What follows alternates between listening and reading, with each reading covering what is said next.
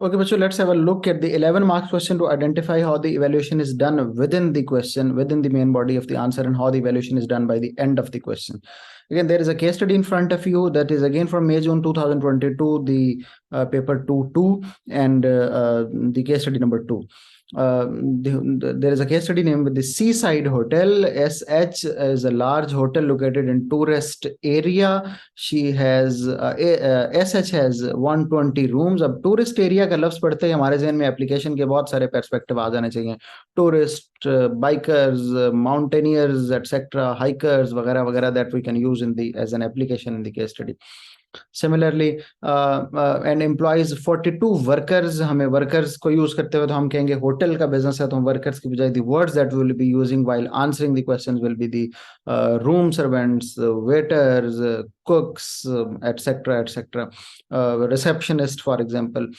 During the peak season. अब peak season का लफ्ज पढ़ते अगेन हमारे जहन में इलास्टिसिटीज के कॉन्सेप्ट आ जाने चाहिए. तो अगेन आई रिपीट बच्चों, if you read the first 3-4 lines of your case study carefully, the application will become very easy for you. Nothing difficult at all. Okay, he has given another information. Managers 3 हैं, उनके main task ये हैं. Again when you are reading the managers and their task, तो आपके जहन में ये आना चाहिए कि फेयोल की थ्योरी, ट्रेडिशनल मैनेजमेंट की फॉर एग्जांपल, या मिंट्सबर्ग की theory of the roles of the managers. तो हमें फौरी तौर पे ये बातें भी हमारी जहन में आ जानी चाहिए और उनको यूज करते हुए फिर हम ताकि अपने आंसर को बेहतर तौर पे डेवलप कर सकें. उसमें कुछ और भी इंफॉर्मेशन है, विल यूज दैट. और as such does not have a restaurant, it has a joint venture with the restaurant closest to the hotel etcetera. तो ये सब चीजें भी इसके अंदर मौजूद हैं. Okay ji, let's move to the 11 marks question directly. Recommend how SH could increase the value added to its services. सवाल ये है कि वो वैल्यू कैसे ऐड कर सकता है. Justify your recommendation. 12 मार्क्स का क्वेश्चन है, 11 का नहीं होगा. पेपर में हमसे 12 मार्क्स का क्वेश्चन टेस्ट होगा, तो ये 12 मार्क्स के लिए कैसे अटेम्प्ट करते हैं इसको, देयर इज आंसर. हम उसको जरा देखते हैं और आइडेंटिफाई करने की कोशिश करते हैं कि whether the answer was good one और नॉट. आई हैव गिवन, उसके ऊपर भी मैंने कमेंट्स भी दिए हुए हैं, वहां से भी थोड़ी आसानी हो जाएगी हमें समझने. ओके जी, value add is increasing the value of goods and services by multiple means. Okay, this is a definition but not a good definition. We can add certain more things in that. For example, how value can be added and how by increasing selling price और by reducing the cost of production we can increase more value. तो उनको भी हम use कर सकते हैं. Okay, moving to the answer directly. SH can increase the value added. यहाँ से third line I'm reading. SH can increase the value added of its services by different methods. For instance, in the season when the demand of the hotel is very high, SH can introduce such policies like 2 days, buy 2 days, pay for 2 days and get 1 day free. अभी बहुत intelligent बच्चा भी तो लिख सकता था bye 1 gate 1 free offer दे सकता है, लेकिन उसके बजाय उसने एप्लीकेशन बेस्ड आंसर लिखने की कोशिश की और उसने लिखा जी pay for 2 days and get 1 day free. This way SH will be able to increase the value they are providing with their services. यहाँ पे मैंने सर्कल इसलिए किया कि सर्विसेज की बजाय उसको सर्विसेज के नाम लिखने चाहिए कि कौन सी सर्विसेज वो दे सकता है. Through such policies SH can increase to its maximum capacity of 100%. ये उसने केस स्टडी से लिया है क्योंकि जो 90% थी, तो यहाँ भी मैंने उसको लिखा है कि बजाय इसके कि आप लिखें कि कैपेसिटी ऑफ 100%, तो रूम ऑक्यूपेंसी का लफ्ज यूज करें. कस्टमर्स की जगह टूरिस्ट का लफ्ज इस्तेमाल करें. This is what we call application.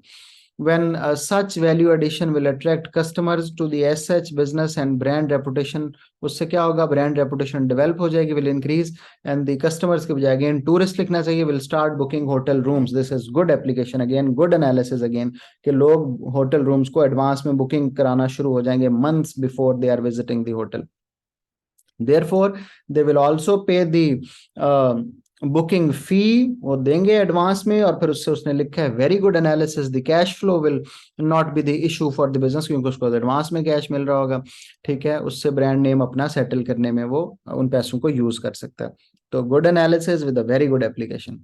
Read the evaluation with in the answer. उसी के ऊपर उसने इवेल्युएशन लिखी है. मैंने उस पर कुछ थोड़ा सा क्रिटिसिज्म लिखा है, लेकिन again a good evaluation.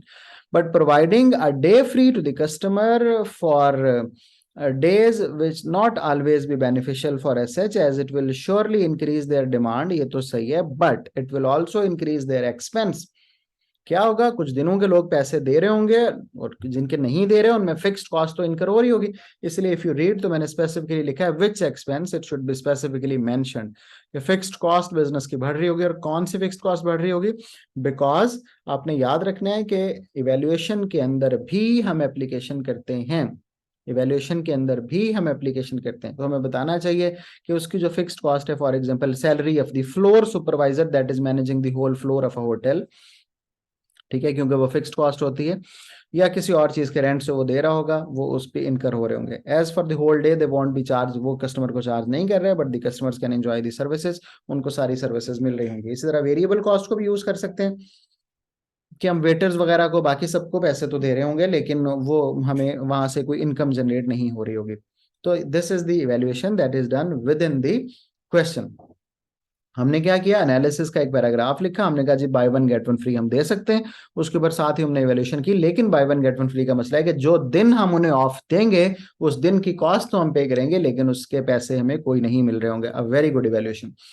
Okay, the second point is again it's better analysis, पहले वाले से भी ज्यादा बेटर एनालिसिस सेकंड में है। Look, more over value can also be added to the service by SH, as the restaurant that SH has a joint venture with someone, SH can provide free live music, a good application। देखो hotel के अंदर live music, हमने कहीं case study से नहीं लिया ये लफ्ज, लेकिन चूंकि होटल का बिजनेस है, हम वैल्यू ऐड करा रहे हैं, तो हमने उसको लाइव म्यूजिक वहां करा दिया। एंटरटेनमेंट जाहिर है होटल्स के अंदर ही होता है ना, shows to the quality food and also giving discount on the food and drinks. हमने कहा जी वो क्या कर दें, जो लोग एंटरटेनमेंट लेने के लिए भी आए उनको होटल की फूड के ऊपर डिस्काउंट दे दें जनाब, विद द लाइव म्यूजिक। सही है, तो good application. Such value addition for service will increase the customer loyalty, उससे कस्टमर आपके साथ लॉयल हो जाएंगे, सेटिस्फाइड हो जाएंगे। Where he visits the area, वो जब भी टूरिस्ट वहां पे आएंगे और वो होटल में भी लाजमी विजिट करेंगे, will surely visit the hotel and the restaurant. And the customers who will visit the service live music entertainment of comedy वगैरह उसने लिखा है, and the कुछ भी will refer to their to his friends, अपने दोस्तों को बताएंगे, फैमिली को बताएंगे, और वो रिटर्न बैक होंगे, दोबारा वापस आएंगे। This when others will hear about such services, it will be able to wish, they will be able to wish, they will wish to visit that, therefore as such sale profitability will also increase। उससे क्या होगा, उनकी sales और profitability बढ़ जाएगी।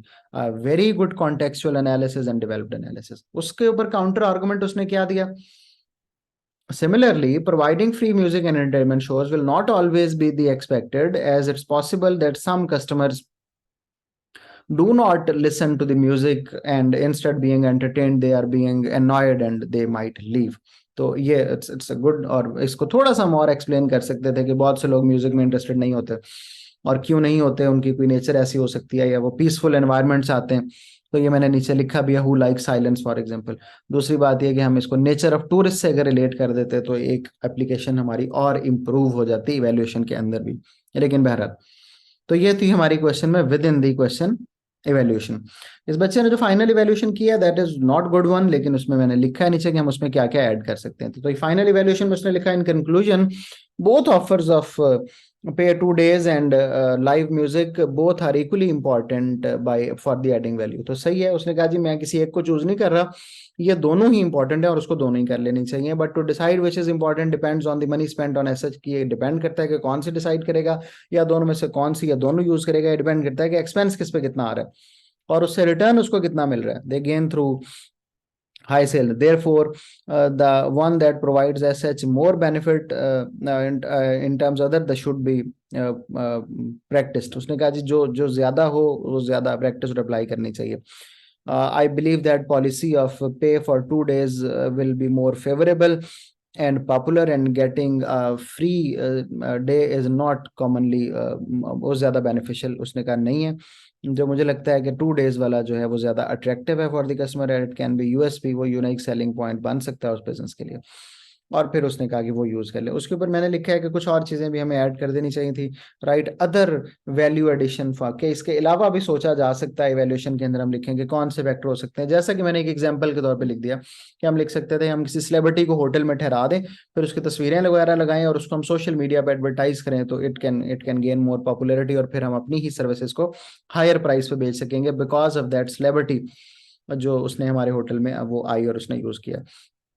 इसी तरह हम ये लिख सकते थे कि ऑन, क्योंकि सवाल ये है कि बिजनेस की जो है, if you look at the question, तो